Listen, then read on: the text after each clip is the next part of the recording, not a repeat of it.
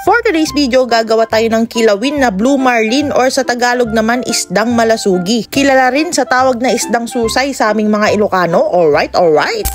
Andito tayo ngayon sa palengke ng San Fernando City, La Union para bumili ng isdang susay. Dumiretso na rin ako sa napakagandang suki ko para bumili ng rekado. Pagka-uwi agad kong hinugasan yung isdang to, saka ko linagay sa ref ng ilang minutes para lumamig. Then hihiwain na natin siya ng cube size. Depende na yan sa preferred yung cut, pwedeng maliit, pwede namang malaki. Pero para sa akin gusto ko yung ganitong cut para isang kagat, busog agad. Alright.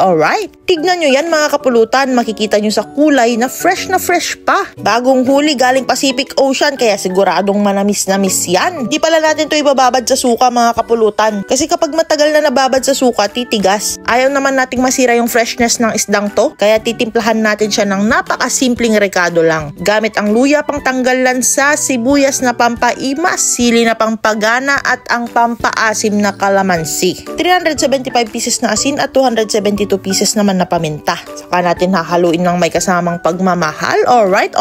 Wala na tayong ibang hinalo dyan mga kapulutan.